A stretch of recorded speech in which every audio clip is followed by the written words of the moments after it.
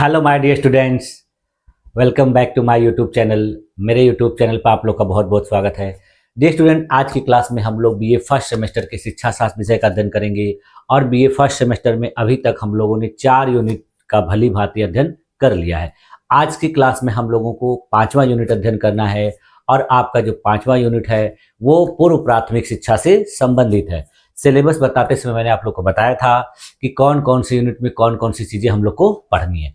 तो इस यूनिट में हम लोग को पढ़ना है कि पूर्व प्राथमिक शिक्षा कहते किसे हैं, पूर्व प्राथमिक शिक्षा की कौन कौन सी प्रणालियां जो है प्रचलित हैं, और भारत में पूर्व प्रणाली शिक्षा की किस प्रकार से इस समय सिचुएशन है, भारत सरकार के द्वारा पूर्व प्राथमिक शिक्षा के लिए कौन कौन से उपाय किए गए हैं, कौन कौन सी व्यवस्थाएं की गई हैं, इन सारी चीज़ों को आज की क्लास में हम लोग देखेंगे। और देखिए कि मैंने आप लोगों को कई बार कहा है कि आप लोगों का जो सिलेबस है वो परीक्षा से पहले पूर्ण करा दिया जाएगा, और उसी के क्रम में मैं देखिए आप लोगों के लिए जल्दी जल्दी आपकी क्लासेस कंडक्ट करवा रहा हूं। और मैं पूरी कोशिश करूंगा कि आपका जो भी क्लास हो अब आने वाले समय में वो एक एक यूनिट एक एक दिन में कंप्लीट कर दिया जाए। क्लासेस थोड़ी लंबी होंगी लेकिन आपका एक क्लास में एक यूनिट कंप्लीट कराने का प्रयास किया जाएगा। हालांकि जो आपका अंतिम यूनिट है 8वां यूनिट, उसमें देखिए बहुत सारे टॉपिक हैं तो उनको एक दिन में समाप्त नहीं कर सकते। उसमें आप लोगों की 2 क्लासेस या 3 क्लासेस हो सकती हैं, लेकिन अभी इधर के 5, 6, 7 जो यूनिट हैं उनको मैं एक एक क्लास में ख़त्म करने का प्रयास करूंगा। और उसके लिए आप लोगों को थोड़ा देर तक बने रहना पड़ेगा इस क्लासेस में। तो उसके लिए आप लोग धैर्य बनाकर क्लासेस को देखिए, अपने कॉपी पे उसको नोट्स बनाइए, और जिससे क्या होगा कि आपका जो सिलेबस है समय पर पूरा हो जाएगा। तो चलिए आज की क्लास को शुरू करते हैं। जैसा कि देखिए आप लोग को जानते ही होंगे कि आपके इस पेपर का नाम क्या है, कंसेप्चुअल फ्रेमवर्क ऑफ एजुकेशन, यानी शिक्षा की अवधारणात्मक रूपरेखा, जिसमें आज हम लोग को क्या पढ़ना है, यूनिट 5। यूनिट 5 आपका किस नाम से है, प्री प्राइमरी एजुकेशन, यानी हिंदी में पूर्व प्राथमिक शिक्षा। इसी के बारे में आज हम लोग को अध्ययन करना है बेहतर तरीके से, उदाहरण के साथ, और पूरा प्रयास रहेगा कि आप लोगों की सारी चीजें अच्छे तरीके से समझ में आ जाए। तो चलिए शुरू करते हैं। हाँ देखिए, हम लोग क्या अध्ययन कर रहे हैं, बीए फर्स्ट सेमेस्टर शिक्षा शास्त्र, यानी प्रथम सेमेस्टर के शिक्षा शास्त्र विषय का अध्ययन हम लोगों के द्वारा किया जा रहा है, जिसमें हम लोगों ने अभी तक जो है 4 यूनिट अध्ययन कर लिया है। और आप लोगों को आज से देखिए 5वीं यूनिट का अध्ययन करना है। 5वीं यूनिट आपकी किससे रिलेटेड है, पूर्व प्राथमिक शिक्षा से। इसके बाद फिर हम लोगों को 6वें यूनिट का अध्ययन करना है। 6वां यूनिट जो है आपका प्राथमिक और माध्यमिक शिक्षा से संबंधित है। फिर उसके बाद हम लोग को 7वां यूनिट अध्ययन करना है। 7वां यूनिट जो है आपका उच्च शिक्षा से संबंधित है। और सबसे लास्ट में हम लोग को पढ़ना है 8वां यूनिट। 8वां यूनिट देखिए आपका भारत में शिक्षा प्रणाली के विभिन्न मार्गदर्शक और नियामक निकायों से संबंधित है। तो इसमें हम लोग को विभिन्न प्रकार की संस्थाओं के बारे में पढ़ना है, विभिन्न प्रकार के जो सरकारी जो विभाग बनाए गए हैं शिक्षा के विकास के लिए, उनके बारे में पढ़ना है। तो इसके बाद आपका ये जो सिलेबस पूरा हो जाएगा। तो आज हम लोग शुरू करते हैं आपका 5वां यूनिट। और 5वां यूनिट देखिए कौन कौन सी चीज़ों से रिलेटेड है। सबसे पहले आपको इसमें पढ़ना है पूर्व प्राथमिक शिक्षा की अवधारणा, इसका उद्देश्य, इसका महत्व। उसके बाद फिर हम लोग को देखना है कि पूर्व प्राथमिक शिक्षा से संबंधित कुछ महत्वपूर्ण मॉडल हैं। वो मॉडल देखिए कौन कौन से हैं, जिसमें डाल्टन मॉडल है, मॉन्टेसरी प्रणाली है, और किंडरगार्टन है। ये 3 प्रमुख प्रणालियां हैं पूर्व प्राथमिक शिक्षा की, इनको पढ़ना है।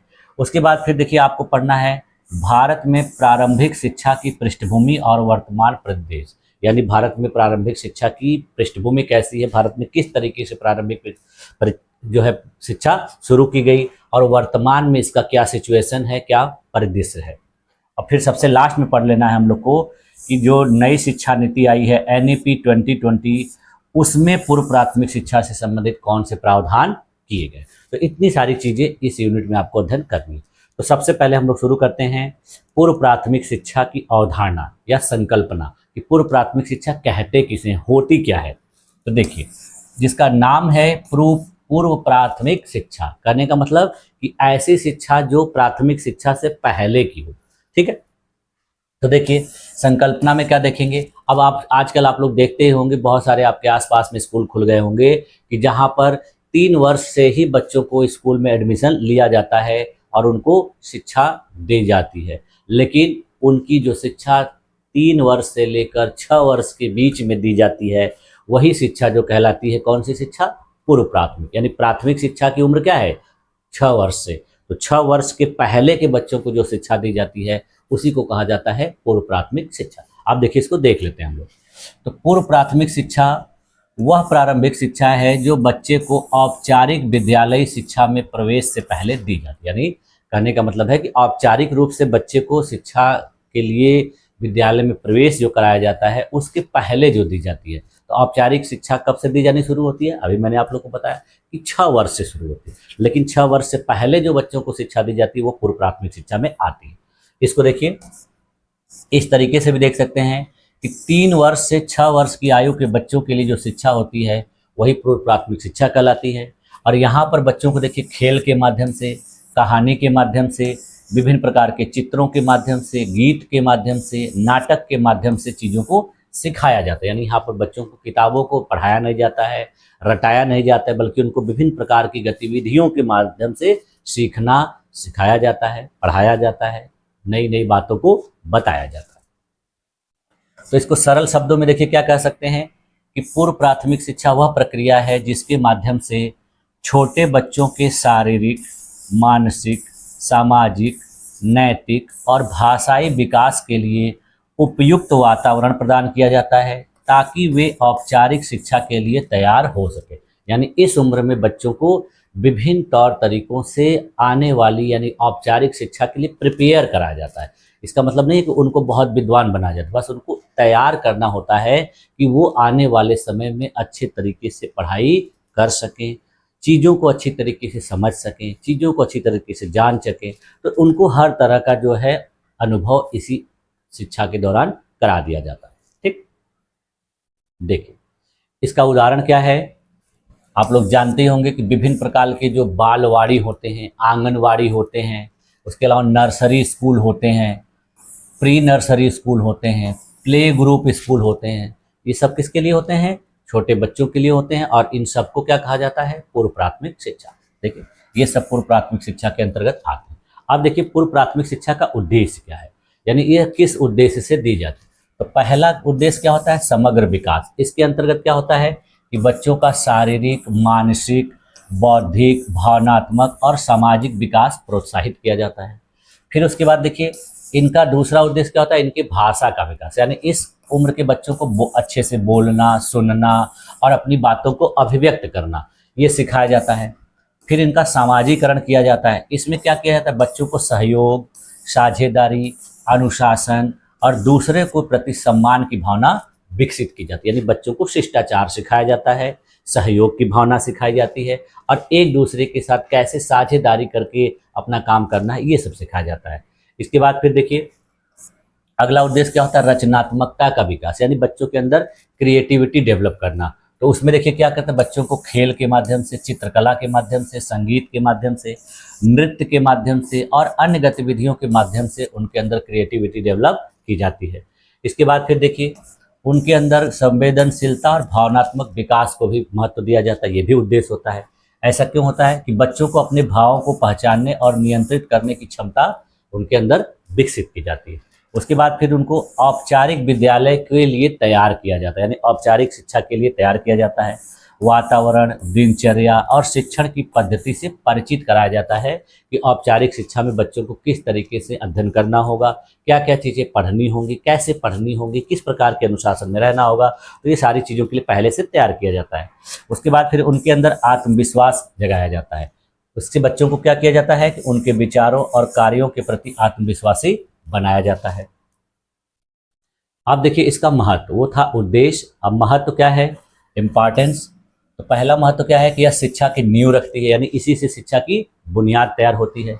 इसके द्वारा बच्चों के मस्तिष्क के विकास के लिए अनुकूल समय होता है ये, यानी यही बच्चों के मस्तिष्क का विकास का सबसे अनुकूल समय होता है जब बच्चे छोटे होते हैं, 6 वर्ष से कम उम्र के होते हैं। तो इस समय देखिए जो उनका मस्तिष्क होता है बहुत तेज विकसित होता है, तो इसीलिए उनको शिक्षा इसी उम्र में शुरू करा दी जाती है, जिससे क्या होता है कि बच्चे की जो बुद्धि है और जो व्यक्तित्व है उस पर गहरा प्रभाव पड़ता है। फिर देखिए सीखने की रुचि उत्पन्न करती है। यानी इस उम्र में बच्चों को खेल के माध्यम से, नृत्य के माध्यम से, संगीत के माध्यम से, विभिन्न प्रकार के चित्रकारियों के माध्यम से पढ़ाने का मतलब है कि उनका शिक्षा के प्रति झुकाव करना, यानी रुचि उत्पन्न करना उनमें। फिर उसके बाद देखिए अगला महत्व क्या है कि उनके अंदर सामाजिक कौशल विकसित होता है। जैसे अभी मैंने आप लोगों को बताया कि खेलने से या साथ में काम करने से बच्चों के अंदर विभिन्न प्रकार का सामाजिक कौशल विकसित होता है। सहयोग की भावना, सहभागिता की भावना, सहानुभूति की भावना, एक दूसरे का शिष्टा सम्मान करने की भावना, आदर करने की भावना, ये सब उनके अंदर विकसित होती है। फिर उसके बाद देखिए अगला महत्व क्या है कि बच्चों के व्यक्तित्व का विकास होता है। यानी उनके अंदर व्यवहार, आदत, अनुशासन और आत्मविश्वास का निर्माण होता है। उसके बाद फिर भविष्य की सफलता के लिए आधार के रूप में काम करती है पूर्व प्राथमिक शिक्षा। यानी प्रारंभिक शिक्षा बच्चे के सीखने की गति, स्मरण शक्ति और समस्या समाधान की क्षमता को बढ़ाती है, जिससे आगे की शिक्षा में उसको सफलता मिलती है। ठीक, अब देखिए पूर्व प्राथमिक शिक्षा के प्रमुख मॉडल। तो पूर्व प्राथमिक शिक्षा के हमको 3 प्रमुख मॉडल के बारे में पढ़ना है, जिसमें देखिए पूर्व प्राथमिक शिक्षा के प्रमुख मॉडल। तो पूर्व प्राथमिक शिक्षा में देखिए बच्चों को सिखाने के लिए अनेक तरीके अपनाए जाते हैं। इन तरीकों को क्या कहा जाता है? शिक्षा का मॉडल। और इन मॉडल्स में 3 प्रमुख मॉडल कौन कौन से हैं? सबसे पहला है मॉन्टेसरी पद्धति, दूसरा है किंडरगार्टन पद्धति और तीसरा है डाल्टन प्लान, डाल्टन योजना। ठीक है, तो सबसे पहले हम किसको देख लेते हैं? मॉन्टेसरी पद्धति। ये जितनी भी पद्धतियां हैं देखिए पश्चिमी देशों में शुरू की गई हैं, लेकिन अपने देश में भी इनको प्रयोग किया जाता है। इनका उपयोग अब पूरी दुनिया में किया जाता है लगभग। तो देखिए इस मॉन्टेसरी पद्धति की शुरुआत किसके द्वारा की गई थी? तो इनकी शुरुआत करने वाली जो महिला है उनका नाम है डॉक्टर मारिया मॉन्टेसरी। ये देखिए एक इटली की शिक्षा विद्वान थी, शिक्षाविद थी। इनके द्वारा इस व्यवस्था को शुरू किया गया था 1907 ईस्वी में। यानी हमारे देश में जब अंग्रेजों का शासन था, यानी हमारे देश में ये व्यवस्था नहीं शुरू हुई, आज़ादी से पहले शुरू हो गई थी। और इसका मुख्य सिद्धांत था कि बच्चा स्वयं अपना शिक्षक होता है। यानी इस शिक्षा व्यवस्था का जो मुख्य उद्देश्य था, मुख्य सिद्धांत था कि बच्चा खुद ही अपना स्वयं शिक्षक होता है। ये कहना था किसका? मॉन्टेसरी का, मारिया मॉन्टेसरी। इस शिक्षा पद्धति की मुख्य विशेषताएं क्या है? यह स्व शिक्षण पर आधारित होती है। यानी इसमें बच्चा अपनी गति से सीखता है, शिक्षक केवल मार्गदर्शक के रूप में कार्य करते हैं। दूसरी विशेषता इसकी क्या है कि यह शिक्षा जो है इंद्रिय आधारित होती है। यानी हमारी जो 5 ज्ञानेंद्रियां होती हैं उन्हीं के आधार पर शिक्षा बच्चों को दी जाती है और उनको इन्हीं ज्ञानेंद्रियों को बेहतर तरीके से उपयोग करना सिखाया जाता है। फिर उसके बाद व्यक्तिगत भिन्नता का सम्मान करना सिखाया जाता है। यानी इसमें बताया जाता है कि प्रत्येक बच्चे की जो सीखने की गति अलग अलग होती है, इसलिए शिक्षा उसको उसी के अनुसार दी जाए। यानी सभी बच्चों को एक ही तरीके से शिक्षा नहीं दी जाती है, बल्कि व्यक्तिगत भिन्नता का ख्याल रखा जाता है। फिर उसके बाद देखिए अगली विशेषता क्या है कि इसमें विभिन्न प्रकार की सामग्रियों का उपयोग किया जाता है। जैसे टीचिंग लर्निंग मटेरियल जो होते हैं उनका बहुत ज़्यादा उपयोग किया जाता है। जैसे देखिए इसमें विभिन्न प्रकार के जो है ब्लॉक्स का प्रयोग किया जाता है, बटन का उपयोग या विभिन्न प्रकार के शेप और साइज का उपयोग किया जाता है, जिससे बच्चे को इन सारी चीज़ों को समझने में आसानी होती है। इसीलिए आप लोग देखेंगे कि किसी भी प्री प्राइमरी स्कूल में जाएंगे तो आप देखेंगे कि दीवारों पे बहुत बड़ी बड़ी पेंटिंग की गई रहती है, बड़ी बड़ी चित्रकारियाँ की गई रहती हैं। उनको अल्फ़ाबेट वगैरह या वर्णमाला के जो अक्षर है दीवारों पे छपाए रहते हैं और बड़े बड़े अक्षरों में विभिन्न प्रकार के जो है पशु पक्षी जानवरों को भी दीवारों पर ही छापा गया रहता है। तो इस तरीके से इन स्कूलों में बच्चों को शिक्षा देना शुरू किया जाता है। इसके बाद देखिए इसमें अनुशासन में स्वतंत्रता भी विशेषता में आती है। जैसे बच्चों को देखिए अपनी पसंद का कार्य चुनने की स्वतंत्रता होती है, लेकिन अनुशासित वातावरण में। यानी बच्चों को अपने मन का कार्य करने की आज़ादी होती है, लेकिन वहाँ पर अनुशासन होता है, मनमानी नहीं होती है। ठीक। और अगली विशेषता क्या है कि शिक्षक की भूमिका। यानी यहाँ पर शिक्षक एक मार्गदर्शक के रूप में कार्य करता है और वह निरीक्षक के रूप में बच्चों को आदेश देने वाला नहीं होता। यानी वह पूरी तरह से क्या होता है? मार्गदर्शक होता है। ऐसा नहीं कि बच्चों को हर समय आदेश देगा। ठीक है, तो इस प्रकार की शिक्षा की देखिए उद्देश्य क्या है कि यह शिक्षा जो है बच्चों में आत्मनिर्भरता जगाती है, उनके अंदर एकाग्रता विकसित करती है, जिम्मेदारी की भावना को विकसित करती है और प्राकृतिक जिज्ञासा के माध्यम से उनके अंदर ज्ञान अर्जन की प्रेरणा देती है। ठीक। अब देखिए दूसरी जो है प्रणाली, इसको किंडरगार्टन पद्धति कहते हैं। ये किंडरगार्टन पद्धति के देखिए संस्थापक कौन है, फ्रेडरिक फ्रॉबेल हैं। ये जर्मनी के शिक्षा शास्त्री थे और इन्होंने इस शिक्षा व्यवस्था की जो शुरुआत की थी वो 1840 ईस्वी में की थी। यानी ये प्रणाली जो है काफ़ी पुरानी है और इसको शुरुआत इन्होंने जर्मनी में किया था। इसका देखिए अर्थ क्या होता है, किंडर जो है ये देखिए क्या है कि एक जर्मन शब्द है और किंडर का मतलब होता है बच्चा और गार्टन का मतलब होता है बगीचा। तो इसका देखिए शाब्दिक अर्थ क्या होता है, बच्चों का बगीचा। यानी इन्होंने अपनी शिक्षा प्रणाली को नाम दिया था कि ऐसा बगीचा जहां पर बच्चे खेल खेल कर, खेलों के माध्यम से चीज़ों को सीखते हैं। इसकी देखिए मुख्य विशेषताएं क्या हैं कि पहला विशेषता इसका क्या है कि यहाँ पर खेल के माध्यम से शिक्षा दी जाती है, यानी लर्निंग बाय प्ले, जिसमें देखिए विभिन्न प्रकार के खेल, गीत, कहानियाँ, चित्रकला, हस्तकला आदि के माध्यम से बच्चों को खेल खेल के सिखाया जाता है। दूसरा इसका देखिए विशेषता क्या है कि प्रकृति के निकट शिक्षा, यानी इस प्रकार की शिक्षा व्यवस्था में बच्चों को प्रकृति के निकट रखा जाता है, यानी प्राकृतिक वातावरण में उनको शिक्षा दी जाती है। जैसे देखिए वो प्राकृतिक वस्तुओं से चीज़ों को सीखते हैं, उनको पेड़ पौधों के संपर्क में रखा जाता है, पशु पक्षियों के पास में रखा जाता है, विभिन्न प्रकार के फल फूल से संपर्क में रखा जाता है, उनको चित्र के माध्यम से, बड़े बड़े फिगर के माध्यम से उनको इस तरह का अनुभव कराया जाता है कि उस चीज़ को प्रत्यक्ष रूप से देख रहे हैं या टच कर रहे हैं। उसके बाद फिर देखिए अगली विशेषता इसकी क्या है कि स्वाभाविक विकास, यानी नेचुरल ग्रोथ इसमें इसकी अगली विशेषता है। यानी इसमें शिक्षा जो है बच्चे की प्राकृतिक रुचि और विकास की गति के अनुसार दी जाती है। बच्चे की जिस चीज़ में रुचि होगी, उसका जिस प्रकार का नेचुरल मूवमेंट होगा, उसको उसी तरीके के चीज़ों के द्वारा आगे बढ़ाया जाएगा। इसके बाद फिर देखिए अगली विशेषता है समूह गतिविधियाँ, यानी यहाँ पर बच्चों को सामूहिक खेलों के माध्यम से, सामूहिक विभिन्न प्रकार की गतिविधियों के माध्यम से चीज़ों को सिखाया जाता है, जिससे उनके अंदर क्या होता है, सहयोग, अनुशासन और सामाजिकता का विकास होता है। फिर उसके बाद देखिए फ्रॉबेल का गिफ्ट्स और ऑक्यूपेशंस, यानी फ्रॉबेल ने अपनी इस शिक्षा प्रणाली में बच्चों को विभिन्न प्रकार के खिलौनों को, घनों को, गोलों को, तीलियों इत्यादि को खेल खेल से आकार, माप और रूप सिखाना शुरू किया था। यानी इनको विभिन्न प्रकार के खेल के माध्यम से, विभिन्न प्रकार के शेप और साइज के माध्यम से इन सब चीज़ों को बेहतर तरीके से व्यवहारिक रूप में सिखाई। तो ये भी इसकी विशेषता है। अब देखिए इस शिक्षा पद्धति का उद्देश्य क्या है, इसका उद्देश्य है कि बच्चे के सर्वांगीण विकास के हेतु खेल और सृजनात्मक गतिविधियों के माध्यम से सीखना बहुत महत्वपूर्ण है। तो ये इसका पहला उद्देश्य था। और दूसरा उद्देश्य क्या था कि विद्यालय को बच्चे के लिए आनंदमय बगीचे जैसा बनाना। यानी इनका कहना था या इनकी शिक्षा का उद्देश्य क्या था कि विद्यालय ऐसा होना चाहिए कि जो बच्चे के लिए आनंद देने वाला एक बगीचा हो, जिसमें बच्चा प्रवेश करते ही खुश हो जाए और उसमें अपना समय बिताए। क्योंकि देखते हैं कि इस उम्र के जो बच्चे होते हैं, जिनकी उम्र 3 वर्ष से 6 वर्ष के बीच में होती है, ये जल्दी विद्यालय ही नहीं जाना चाहते। गार्जियन इनको मार मार के ज़बरदस्ती पहुंचाते हैं, तो ये बच्चे रोते हुए जाते हैं। लेकिन अगर इस तरीके के विद्यालय में जब बच्चों को पहुंचाया जाएगा तो वो इस तरीके का अनुभव करेंगे, तो वो खुद ही जाएंगे, उनको कहना नहीं पड़ेगा, बल्कि वो खुद स्कूल जाने के लिए सुबह तैयार हो जाएंगे। लेकिन स्कूल का वातावरण अगर ऐसा नहीं रहेगा तो बच्चे उसमें जाना नहीं चाहेंगे, क्योंकि इस उम्र के बच्चों को देखिए रंग बिरंगी चीज़ें, खिलौने, ये सब चीज़ें बहुत ज़्यादा पसंद होती हैं। तो इन्होंने इसीलिए इस तरह की शिक्षा की बात कही थी। ठीक, उसके बाद में देखिए अगला जो मॉडल है वो डाल्टन प्लान है, डाल्टन योजना।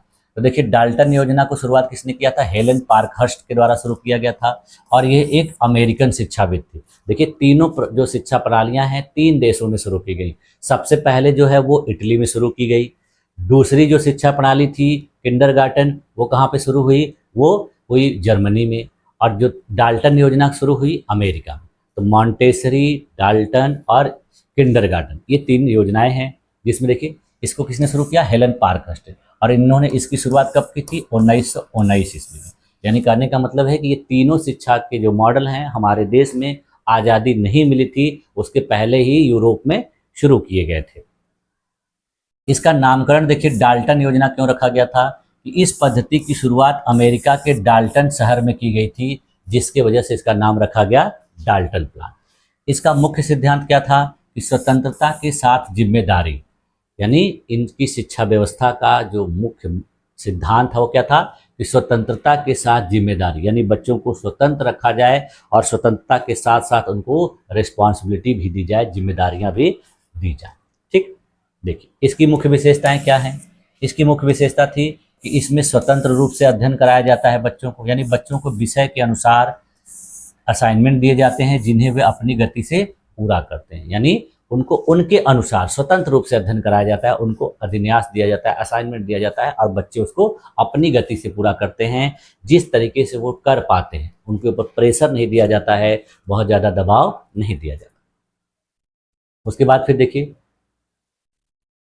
इसमें जो है समय निर्धारण जो होता है वो फ्लेक्सिबल होता है, यानी लचीला होता है। जैसे यहाँ पर कठोर समय सारणी नहीं होती है, विद्यार्थी अपनी रुचि और क्षमता के अनुसार कार्य चुनते हैं, यानी ऐसा नहीं है कि उनको एक टाइम बॉन्ड में बांध दिया जाए कि नहीं इतने दिन में अंदर इतने समय में आपको ये पूरा करना है। उनको पूरी आज़ादी दी जाती है, बच्चों को आराम से धीरे धीरे सीखने का मौका दिया जाता है। इसीलिए देखिए उनका जो पाठ्यक्रम होता है बहुत बड़ा नहीं होता है, बहुत छोटा छोटा पाठ्यक्रम होता है जिसको बच्चे आराम से सीखते हैं, इसलिए ये लचीला होता है। इसके बाद भी देखिए इसमें शिक्षक की जो भूमिका होती है वो कैसी होती है, मार्गदर्शक के रूप में, यानी शिक्षक बच्चों की सहायता करता है, उनको ऑर्डर नहीं देता, निर्देश नहीं देता। बच्चों को अगर कोई प्रॉब्लम है तो इसलिए देखते होंगे कि इन प्रकार के जो स्कूलों में ज़्यादातर ऐसे लोगों को टीचर के रूप में रखा जाता है, खास करके जो यंग एज की महिलाएं होती हैं उनको रखा जाता है। क्यों? क्योंकि महिलाओं को रखने से ये फ़ायदा होता है कि वो बच्चों का केयर बहुत ज़्यादा करती हैं। तो इसीलिए देखिए इन सभी स्कूलों में ज़्यादातर आपको लेडी टीचर मिलेंगी, पुरुष टीचर नहीं मिलते हैं। क्यों? क्योंकि देखिए बच्चों का अच्छे तरीके से माना जाता है कि ख्याल जो है एक महिला जो है पुरुष से बेहतर रख सकती है, इसीलिए इनमें महिला टीचरों को ज़्यादा प्रेफर किया जाता है। ठीक, तो देखिए अगला क्या होता है इसका विशेषता, सहयोग और अनुशासन, यानी कोऑपरेशन एंड डिसिप्लिन। बच्चों को समूह में कार्य करना, सहयोग करना और अपनी जिम्मेदारी निभाना सिखाया जाता है। और अगला विशेषता क्या है इसका, स्वयं मूल्यांकन, यानी बच्चों को खुद से कोई काम करवा के और उसको खुद से मूल्यांकन करवाया जाता है। उसी से पूछा जाता है कि देखो बेटे आपने ये चीज़ सही बनाई है, आपने देखिए टेढ़ा बनाया, आपने ऐसा बनाया, तो उनको खुद महसूस होता है कि नहीं हाँ इस बच्चे ने इस तरीके से बनाया, मैंने ऐसे बनाया, इसका मतलब मेरा गलत है। तो देखिए बच्चे अपने कार्य का मूल्यांकन स्वयं करना सीखते हैं। ठीक है, इसका उद्देश्य क्या है, इनकी शिक्षा प्रणाली का उद्देश्य इसका यह है कि इससे बच्चों में आत्मनिर्भरता, अनुशासन, जिम्मेदारी और सहयोग की भावना विकसित होती है। दूसरा क्या है कि बच्चों को सीखने की प्रक्रिया में सक्रिय रूप से भागीदार बनाना, तो ये इसके उद्देश्य है। ठीक है, अब देखिए हम लोग देखते हैं इनकी तुलना, कैसे इन दोनों के बीच में कंपेयर कर सकते हैं। संक्षिप्त रूप से तुलना देख लेते हैं। कंपैरिजन क्या है कि 3 पद्धतियां हैं, मॉन्टेसरी, किंडरगार्टन और डाल्टन। तो देखिए इनके संस्थापक अलग अलग हैं। इस जैसे मॉन्टेसरी पद्धति के संस्थापक कौन है, डॉक्टर मारिया मॉन्टेसरी। किंडरगार्टन के कौन है, डॉक्टर फ्रेडरिक फ्रॉबेल। और डाल्टन योजना के कौन है, हेलन पारखास्ट। इनका मुख्य माध्यम क्या है, यह इंद्रिय आधारित शिक्षण है। इनका जो शिक्षण है खेल आधारित शिक्षण है। और इनका जो है कार्य आधारित, यानी ये इंद्रियों पर जोर देते हैं, ये खेल के माध्यम से देते हैं और ये कार्य करवा के सिखाते हैं। इस पर यहाँ पर शिक्षक की देखिए भूमिका क्या होती है, मार्गदर्शक की होती है।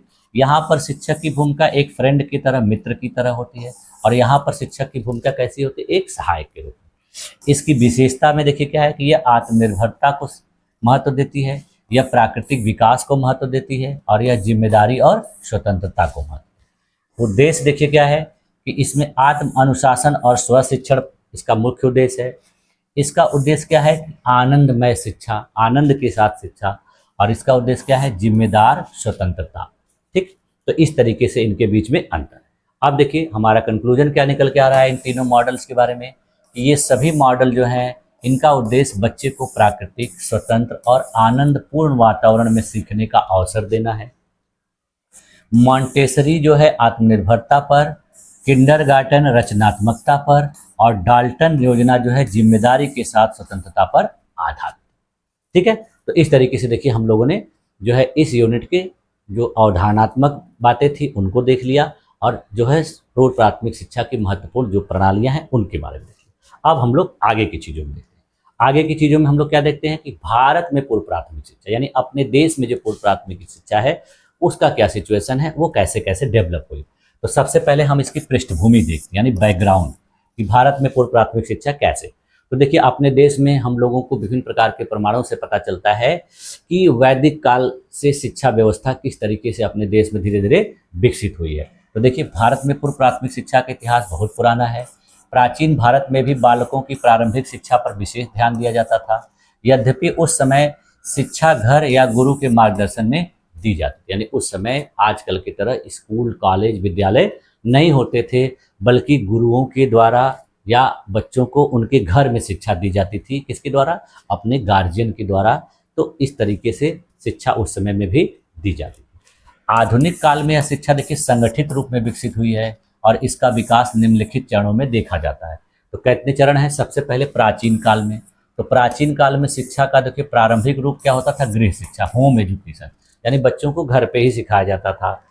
कुछ ऐसे भी माता पिता होते थे जो अपने बच्चों को गुरुओं के पास भेजते थे। देखिए, तो गुरु उनको क्या सिखाते थे? संस्कार, भाषा और आचरण, यानी इस तरीके के विषय वगैरह उस समय नहीं पढ़ाए जाते थे, बल्कि बच्चों को क्या सिखाया जाता था? अच्छे तरीके से आचरण कैसे करना है, अच्छे तरीके से भाषा का प्रयोग कैसे करना है, और उनको किस तरीके से किसके साथ किस प्रकार का व्यवहार करना है।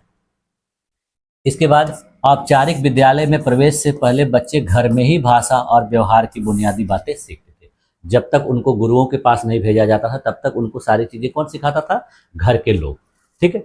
उसके बाद फिर देखिए ब्रिटिश काल, यानी 18वीं 19वीं शताब्दी में। इसमें देखिए मध्यकाल का जिक्र नहीं किया गया, क्योंकि मध्यकाल में अपने देश में जो शिक्षा की स्थिति थी वो बहुत बेहतर नहीं थी, क्योंकि अपने देश में कुछ विदेशी शासकों के द्वारा शासन चलाया जा रहा था, जिसमें जो है दिल्ली सल्तनत का शासन था और मुगल काल का। तो उस समय की जो शिक्षा प्रणाली थी वो पूरी तरह से मुस्लिम शिक्षा प्रणाली पर आधारित थी। हालांकि उस काल में भी शिक्षा व्यवस्था बच्चों को दी जाती थी, लेकिन उस समय सबसे ज़्यादा जोर दिया जाता था मदरसों और मकतबों पर।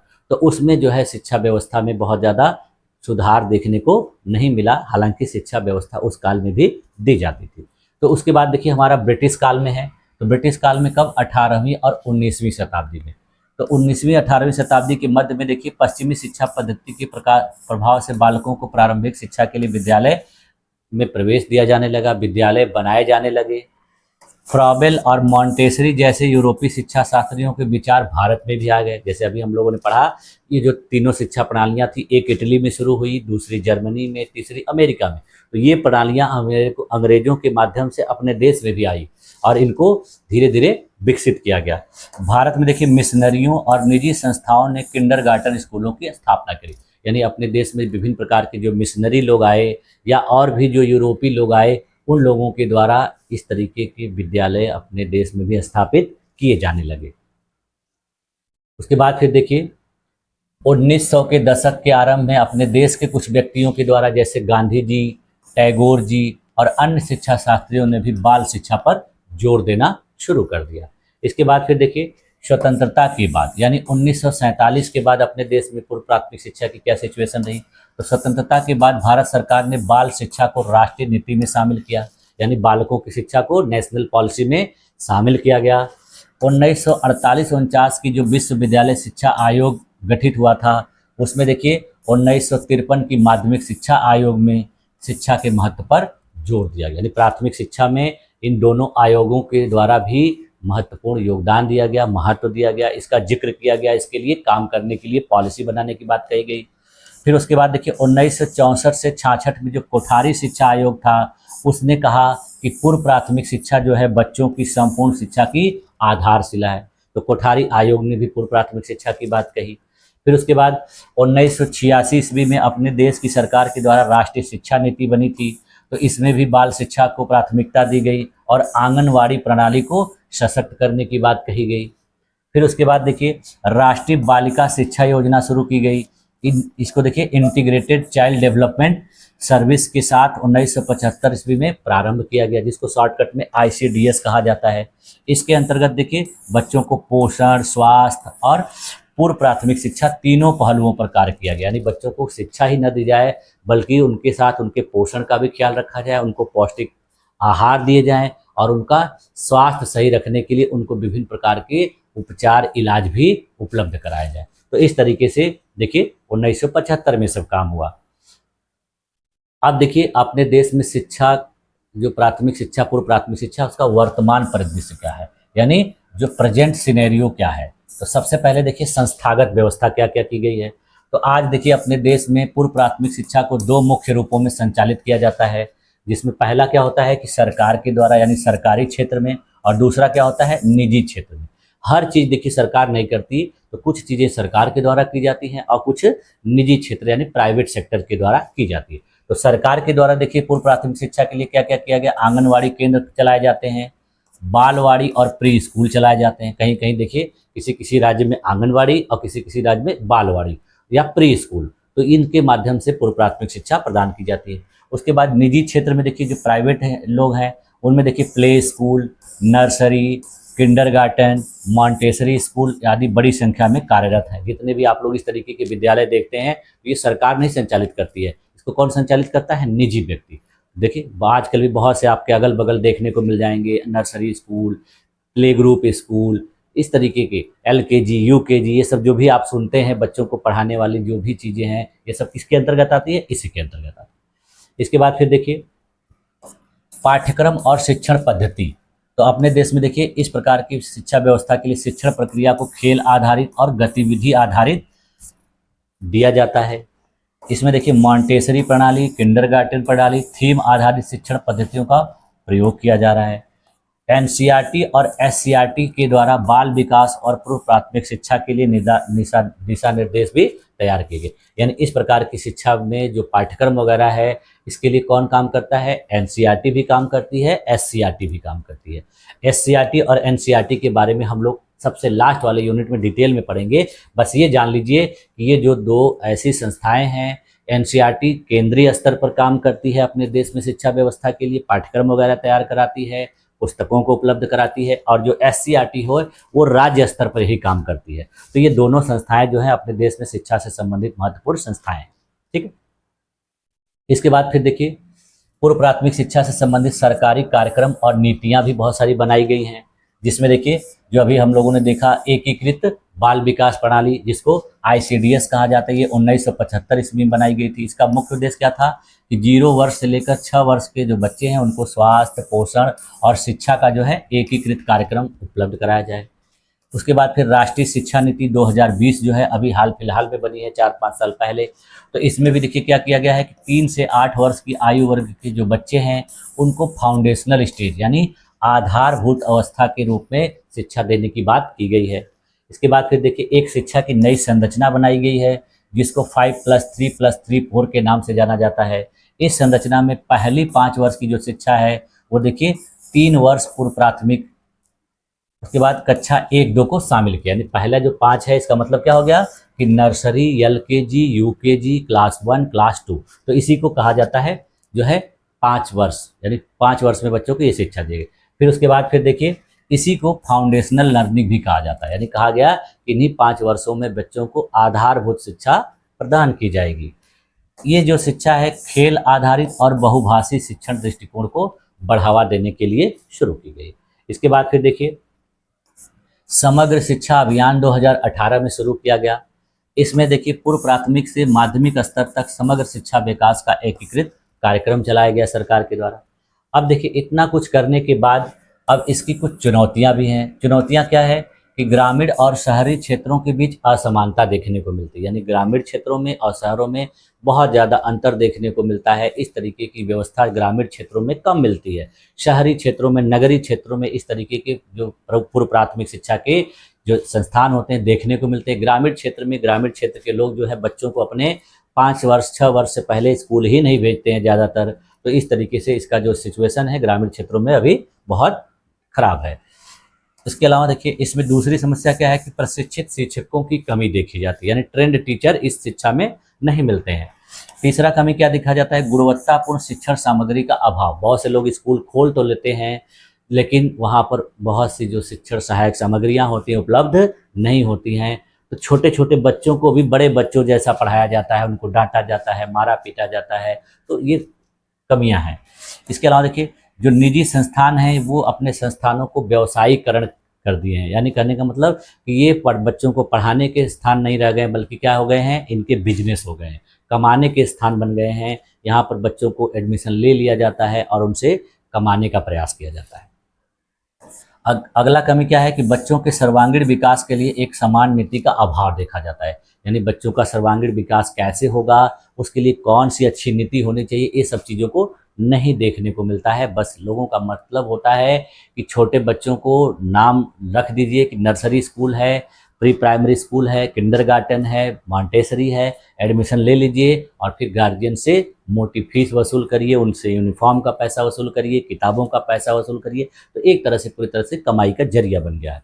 ठीक, अब देखिए सुधार की दिशा, इसके लिए क्या क्या इम्प्रूवमेंट होने चाहिए। तो इम्प्रूवमेंट में देखिए क्या है कि आंगनबाड़ी केंद्रों का उन्नयन किया जाना चाहिए, इनको डिजिटल शिक्षण साधनों से जोड़ना चाहिए, यानी इनका प्रयोग धीरे धीरे सरकार के द्वारा बढ़ाया जा रहा है। शिक्षकों को प्रशिक्षण पर अधिक ध्यान दिया जा रहा है और बाल वाटिका जैसी नई अवधारणा राज्यों में लागू की जा रही है। ये बाल वाटिका वाला जो कॉन्सेप्ट आया है, कब आया है? नई शिक्षा नीति 2020 के। तो इसका देखिए कंक्लूजन क्या निकल के आ रहा है भारत में पूर्व प्राथमिक शिक्षा में, कि भारत में जो पूर्व प्राथमिक शिक्षा है इसने लंबे विकास का सफर तय किया है। आज यह शिक्षा बाल विकास की अनिवार्य नींव के रूप में मानी जाती है।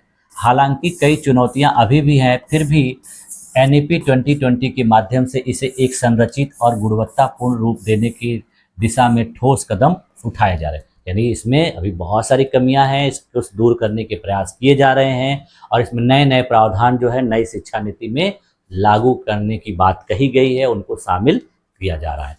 तो संक्षेप में क्या कह सकते हैं कि पूर्व प्राथमिक शिक्षा वह मजबूत नींव है जिस पर राष्ट्र के भविष्य की इमारत खड़ी होती है। यानी एक प्रकार की बुनियाद की तरह है, नींव की तरह है और उसी पर भविष्य राष्ट्र का खड़ा होगा। जैसे एक मकान होता है, कोई घर होता है, तो पहले उसकी नींव तैयार होती है और उसी पर देखिए बड़ा मकान तैयार होता है। तो उसी तरीके से जो पूर्व प्राथमिक शिक्षा होती है वो एक प्रकार की नींव होती है और उसी पर आगे की शिक्षा व्यवस्था पूरी तरह से टिकती है और उसी से देश का विकास होता है। ठीक, अब देखिए हम लोग लास्ट टॉपिक है आपके इस यूनिट का, वो है नई राष्ट्रीय शिक्षा नीति 2020। ठीक है, राष्ट्रीय शिक्षा नीति 2020 में किस तरीके से पूर्व प्राथमिक शिक्षा के क्षेत्र में कार्य करने के लिए नीतियां बनाई गई हैं और उस पर किस तरीके से कार्य किया जा रहा है। ठीक है, तो इसका परिचय देख लेते हैं, इंट्रोडक्शन। तो राष्ट्रीय शिक्षा नीति देखिए 2020 में भारत सरकार के द्वारा लाई गई है और इसको 29 जुलाई 2020 को घोषित किया गया। यानी 2020 में आई लेकिन इसको घोषित कब किया गया? 29 जुलाई 2020 को। इस नीति ने भारतीय शिक्षा प्रणाली में देखिए 34 वर्षों के बाद एक मौलिक परिवर्तन किया। यानी 34 वर्ष पहले अपने देश में नई शिक्षा नीति बनाई गई थी और उसी के आधार पर शिक्षा प्रदान की जा रही थी, लेकिन 34 वर्षों के बाद अपने देश में एक नई एजुकेशन पॉलिसी बनाई गई और इसमें बहुत सारी चीज़ों को स्थान दिया गया, बहुत से बदलावों की बात की गई। तो उन्हीं बदलावों में पूर्व प्राथमिक शिक्षा से संबंधित भी बहुत सारे बदलाव करने की बात कही गई है। तो देखिए इसका मुख्य उद्देश्य जो है बच्चों को प्रारंभिक अवस्था से ही सर्वांगीण, लचीली, खेल आधारित और कौशल उन्मुख शिक्षा प्रदान करने की बात कही गई। पूर्व प्राथमिक शिक्षा को न्यू एजुकेशन पॉलिसी ने क्या नाम दिया है? फाउंडेशनल स्टेज, यानी आधारभूत अवस्था। इसको इन्होंने पूरे शिक्षा की नींव के रूप में मानकर इसको विकसित करने की बात कही है। तो देखिए इसमें जो नई शिक्षा संरचना है, अभी थोड़ी देर पहले हम लोगों ने इसकी चर्चा किया था, तो इसको अब देखिए पूरी तरह से डिटेल में देख लेते हैं। जैसे देखिए जो नया स्कूल जो स्ट्रक्चर बना है 5+3+3 4, तो उसका मतलब क्या होता है? तो देखिए इसमें जो है पुरानी जो परंपरागत प्रणाली थी अपने देश में जिसको 10+2 प्रणाली कहा जाता था, इसको चेंज कर दिया गया। चेंज करके क्या बना दिया गया है? 5+3+3+4। तो इसमें देखिए शुरुआत का जो 5 लिखा गया है, इसका मतलब क्या है कि शुरुआती 5 वर्ष की जो शिक्षा होगी वो कितने वर्ष के बच्चों के लिए होगी? 3 से 8 वर्ष के बच्चों के लिए। इसमें जो शिक्षा दी जाएगी वो प्री प्राइमरी से लेकर कक्षा 1 और 2 तक, यानी नर्सरी, LKG, UKG 1 2, ये 5 साल हो गया। इसको क्या नाम दिया गया है? इसको फाउंडेशनल स्टेज नाम रखा, यानी आधारभूत अवस्था। उसके बाद फिर देखिए अगला जो 3 है उसका मतलब क्या होता है कि अगला 3 वर्ष का मतलब कि 8 वर्ष से लेके 11 वर्ष की शिक्षा, जिसमें कक्षा 3 से 5 की आएगी शिक्षा, यानी 3 4 5। इसका क्या नाम दिया गया है? प्रिपरेटरी स्टेज, यानी तैयारी की अवस्था। इसके बाद फिर अगला जो 3 है इसका मतलब क्या हो गया कि 11 वर्ष से लेकर 14 वर्ष के बच्चों को शिक्षा, इसमें आ जाएगा क्लास 6, 7 और 8। इसका क्या नाम रखा गया है? मिडिल स्टेज, यानी मध्य अवस्था। और सबसे लास्ट वाला जो 4 है इसका मतलब क्या होता है कि 14 से लेकर 18 वर्ष के बच्चों को शिक्षा। ये कक्षा कब से होगी? कक्षा 9, 10, 11, 12। तो इसको क्या कहा जाता है? Secondary stage. ठीक है, तो इस तरीके से ये शिक्षा व्यवस्था का संरचना नई शिक्षा नीति में लाया गया। ठीक, अब देखिए इस संरचना में जो पहले 5 वर्ष की शिक्षा है 3 से 8 वर्ष, उसको पूर्व प्राथमिक शिक्षा प्लस प्रारंभिक शिक्षा का संयुक्त चरण माना जाता है। यानी इसी में पूर्व प्राथमिक शिक्षा को भी है शामिल किया गया है और प्राथमिक शिक्षा को भी, 2 क्लासेस को इसमें शामिल करके इसको जो है आधारभूत अवस्था का नाम दिया गया। ठीक है, अब देखिए पूर्व प्राथमिक शिक्षा से संबंधित कुछ प्रमुख विशेषताएं हैं, उन विशेषताओं को एक एक करके देख लेते हैं। तो पहली विशेषता इसकी क्या है कि आधारभूत अवस्था, इसमें बच्चों को 3 वर्ष से 8 वर्ष के उम्र के जो बच्चे हैं उनको शामिल किया जाता है। 3 वर्ष की जो इसमें प्री स्कूल है वो आंगनबाड़ी, और 2 वर्ष की जो शिक्षा है वो क्लास 1 और 2 शामिल है। इसमें जो शिक्षण का आधार होता है वो खेल के माध्यम से, गतिविधि के माध्यम से और अनुभव आधारित शिक्षा प्रदान किया जाता है। इसमें जो सीखने की प्रक्रिया होती है दूसरी व्यवस्था में, इसकी विशेषता में, कि बच्चों को उनकी जिज्ञासा, कल्पना शक्ति, रचनात्मकता और सामाजिकता को प्रोत्साहित करके शिक्षा दी जाती है। अगला क्या है कि स्थानीय भाषा, मातृभाषा को इसमें माध्यम बनाया जाता है। यानी प्राथमिक शिक्षा को किस भाषा में देने की बात कही गई है, मातृभाषा में। यानी बच्चों को प्राथमिक शिक्षा में मातृभाषा देना ये अनिवार्य किया गया है। तो अपने बहुत से ऐसे राज्य हैं देश में जहाँ पर अलग अलग क्षेत्रीय भाषाएं हैं, तो वहाँ पर उन बच्चों को उनकी क्षेत्रीय भाषा में शिक्षा दी जाती है। जैसे महाराष्ट्र में मराठी, गुजरात में गुजराती, तमिलनाडु में तमिल, कर्नाटक में कन्नड़। तो इस तरीके से वहाँ की मातृभाषा या जो है स्थानीय भाषा में, क्षेत्रीय भाषा में शिक्षा दी जाती है। यहाँ पर बच्चों को देखिए भाषा, संख्यात्मक ज्ञान और साक्षरता पर विशेष बल दिया जाता है। यानी इसमें ये जोर दिया जाता है कि बच्चों को भाषा का अच्छे से ज्ञान हो जाए, संख्या का उनको अच्छे से ज्ञान हो जाए और उनको साक्षरता के बारे में बेहतर तरीके से तैयार कर दिया जाए, यानी उनको अच्छे से पढ़ना, लिखना, बोलना आ जाए। अब देखिए पूर्व प्राथमिक शिक्षा का एकीकरण, अगला विशेषता क्या है कि पूर्व प्राथमिक शिक्षा का एकीकरण। जैसे जो अर्लीहुड चाइल्ड केयर और एजुकेशन है उसको देखिए, अर्ली चाइल्डहुड केयर और एजुकेशन जो है इसको शिक्षा प्रणाली का अभिन्न हिस्सा बनाया गया। यानी ये पहले से अपने देश में मौजूद था, लेकिन इसको क्या किया गया, अब और भी मजबूत करने का प्रयास किया गया, इसको अभिन्न हिस्सा बना दिया गया। अर्लीहुड चाइल्ड केयर का मतलब क्या होता है कि जो बाल्यावस्था के पहले की, यानी बच्चों को बाल्यावस्था में प्रवेश करने से पहले किस तरीके का केयर किया जाना चाहिए, उनको किस तरीके की शिक्षा दी जानी चाहिए, इस पर जोर दिया गया। इसके लिए देखिए आंगनबाड़ी केंद्र, प्री स्कूल और प्राथमिक विद्यालयों को आपस में जोड़ दिया गया। पहले क्या था, अलग अलग थे, अब इनको एक साथ एकीकृत कर दिया गया। इसके लिए देखिए आईसीडीएस, एनसीईआरटी, एससीईआरटी और शिक्षा मंत्रालय ने मिलकर ईसीसी के लिए एक समान राष्ट्रीय पाठ्यचर्या और शैक्षिक ढांचा जो है तैयार किया, और इसके लिए उन्होंने फाउंडेशनल स्टेज एनसीएफ 2022 तैयार किया। यानी नेशनल करिकुलम फ्रेमवर्क, राष्ट्रीय पाठ्यचर्या की रूपरेखा, इसके लिए फाउंडेशनल स्टेज के लिए अलग से तैयार की गई। तो इसको तैयार किसने किसने किया है, आईसीडीएस ने मिलकर, एनसीईआरटी ने मिलकर, एससीईआरटी ने मिलकर और शिक्षा मंत्रालय ने, यानी इन 4 संस्थानों के द्वारा मिलकर इसको तैयार किया गया। अब देखिए आंगनबाड़ी और शिक्षक प्रशिक्षण, यानी आंगनबाड़ी और जो शिक्षक इसमें पढ़ाते हैं पूर्व प्राथमिक शिक्षा में, उनको ट्रेनिंग कैसे दी जाएगी। तो इसके लिए देखिए आंगनबाड़ी कार्यकर्ताओं और पूर्व प्राथमिक शिक्षकों को व्यावसायिक प्रशिक्षण दिया जाएगा। उनको डिजिटल शिक्षण संसाधनों तक उपयोग करने की जो है तरीके सिखाए जाएंगे, उनको उपयोग कराया जाएगा। आंगनबाड़ियों में खेल कूद, कहानी, कला, संगीत और गतिविधि केंद्र स्थापित किए जाएंगे। विद्यालय में जो बच्चों की प्रवेश की आयु होगी उसको देखिए क्या रखा गया है, 3 वर्ष की आयु बच्चों को प्रवेश की रखी गई है, यानी इसको फाउंडेशनल एजुकेशन का हिस्सा माना जाएगा। 6 वर्ष की आयु में बच्चा कक्षा 1 में प्रवेश करेगा। इसके बाद फिर देखिए जो पूर्व प्राथमिक शिक्षा है उसका लक्ष्य क्या रखा गया है। तो लक्ष्य देखिए नई एजुकेशन पॉलिसी के अनुसार क्या रखा गया है कि बच्चों को साक्षरता और संख्यात्मकता की नींव रखना। दूसरा क्या रखा गया है, बच्चों का समग्र विकास करना। समग्र विकास में उनका शारीरिक, मानसिक, सामाजिक, भावनात्मक, रचनात्मक सब तरीके का। खेल आधारित शिक्षा अगला इसका लक्ष्य रखा गया है कि बच्चों को आनंदमय माहौल उपलब्ध कराकर उनको खेलों के माध्यम से, गीतों के माध्यम से, नृत्य के माध्यम से शिक्षकों को सिखाना। अगला देखिए समानता और समावेशन का लक्ष्य रखा गया, यानी बच्चों को ग्रामीण, शहरी, वंचित वर्ग को समान अवसर देना है, किसी के साथ किसी भी प्रकार का भेदभाव नहीं करना है। और शिक्षकों की गुणवत्ता में सुधार का भी लक्ष्य रखा गया है, यानी इन प्रकार के विद्यालयों में प्रशिक्षित, संवेदनशील और बाल मनोविज्ञान को समझने वाले शिक्षकों को तैयार करके भेजना है। यानी अच्छे तरीके से उनको ट्रेंड करके तब जाके दे। इसके लिए देखिए जो प्रमुख पहलें की गई हैं वो कौन कौन सी हैं। तो देखिए पहला प्रमुख पहल क्या है, बाल वाटिका, यानी एक नई पहल शुरू की गई है बाल वाटिका।